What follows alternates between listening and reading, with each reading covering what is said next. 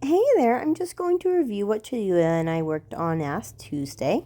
So today we took a little field trip over to the Home Depot.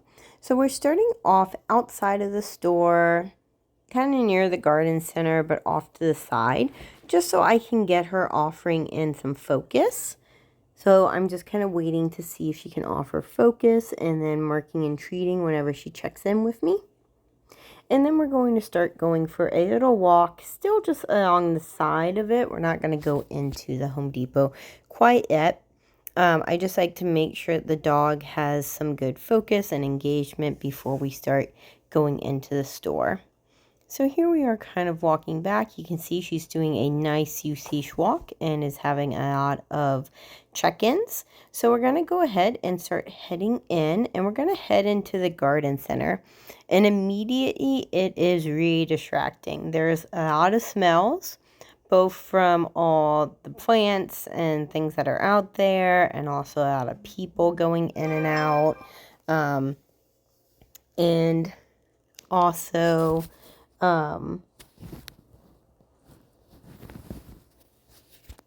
even other dogs are going in and out here as well. Here we are actually watching another dog that goes by. They go by from a distance, and then we just continue on our way as well. So that was a really nice seeing another dog from a distance moment. All around, though, she's having a lot of trouble focusing with all the distractions. So we're actually going to go down kind of a quieter aisle of the garden center and do some pattern games to see if I can't get her attention a little bit better. So I'm going to try doing some up and down pattern games. That's even a bit hard, though, because she's really distracted and wanting to move around some. So instead, I'm going to do that pin jam pattern game, and then slowly bring her closer to me. And so now you can see we're doing some nice up and down pattern games there to end with. And then we're going to swing into heel position and start moving again. And we're going to start moving inside the store because I'm wondering if it might be a little bit less distracting inside without all the plants. And I'm also going to see if we can find just like a quiet aisle to refocus on things. So I pick out an aisle that I'm thinking is going to be kind of quiet, though you'll see during the course of this video that that's not really so. A lot of people end up walking through. But the aisles kind of work as bumpers to help me with her usage walking. So you can see we're going to stay pretty close to the edges initially, and that's just going to help her stay in position. So I'm just kind of using these as training wheels or bumpers to kind of just help her stay in heel position. And it's also allowing her to kind of sniff along the edges, which is where a lot of our scents pool. So it's usually where we're going to be more interested versus just the open middle of the aisle. And so it's allowing me to easy catch when she checks in with me, and then I can mark and treat for those check-ins. And you can see as we go up and down this aisle, and it's the same aisle because I don't want to introduce new distractions yet, she's starting to check in with a much greater frequency. So she's very quickly getting over the fact that this is a new weird thing and is starting to check in regularly with me. So we're going to go up and down for a while, and once she has some nice just check-ins, I'm going to see if we can't start adding in some other cues. In particular, I'm going to be looking for sits and downs. When we've been out and about, like at the park, we've been working on that auto sit, where when I stop, she goes into a sit. I'm not going to just assume that she knows that right away, so I'm going to do a couple of stops and then prompt the sit, mark and treat when she goes into that sit. And then after we practice that a few times on cue, I'm going to see if I can just stop and if she can go into that sit on her own, and then mark and treat when she does so. Now every time we get to the end of the aisle, I'm just going to say this way, and that's my kind of we're turning around cue. If she's having trouble, and that does happen sometimes where she gets kind of hung up, turning around, I'm just going to walk up the leash, put that treat right up to her nose, and use that treat to bring her back to me.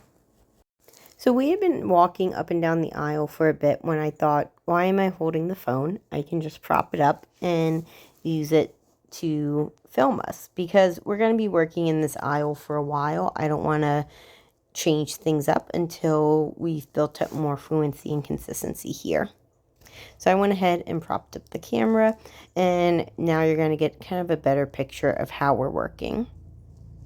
So I wanted to go from working on those sits to working on a down.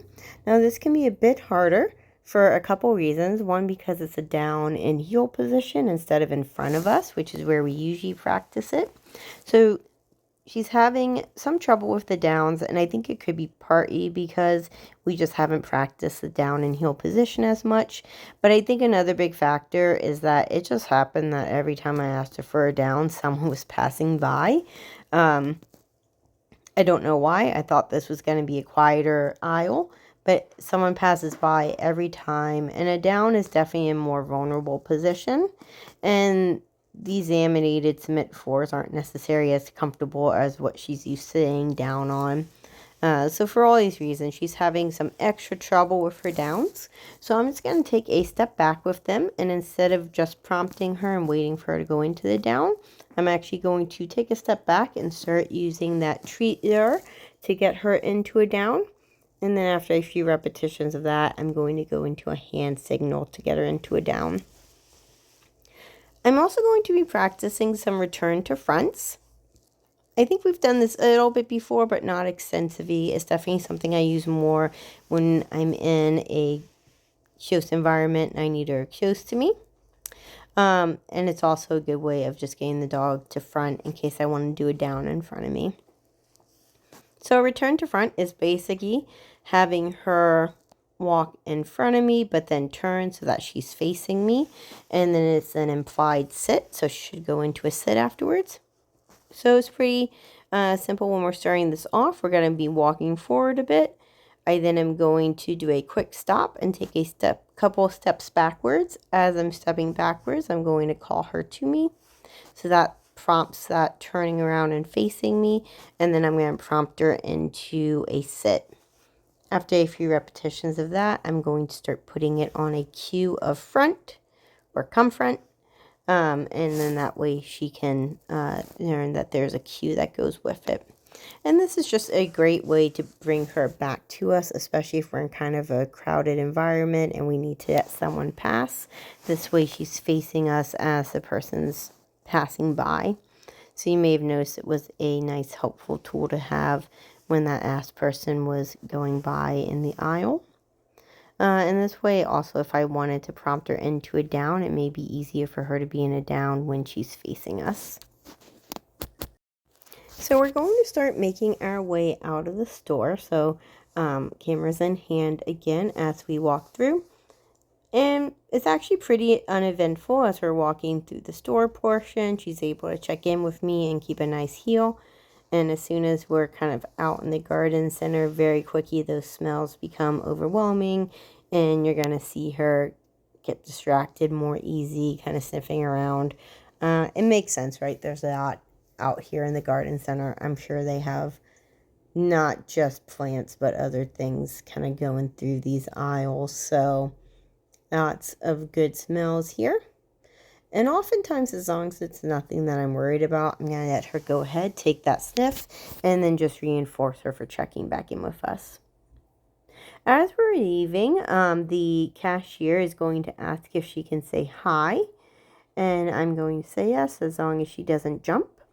And you'll see when we first approach, there's a slight second where Cholula kind of does a little jump. Her front paws go in the air, and then she thinks better of it and ends up being on the ground, having 4 feet on the ground to get some pets. She gets a little bit of pets, and then the cashier has to go back to work, so we're just going to, say thank you to her and keep going. So then we head on home, and I just wanted to wrap up with a little bit of departure work. So you can see I'm setting her up with her Kong and her safe space, and I'm just going to gradually be moving towards and then out of the door. The only thing I haven't really gotten to yet is that knocking of the door, where it makes that noise because the door has locked. That would be the next step, but I want to do these repetitions a few times before we get there. And I will say she's doing really well with this, both today and on Thursday after her walk. She was completely quiet when I left and didn't do any sort of vocalizing at the doors or windows as I was leaving. So I think she's doing really well with this.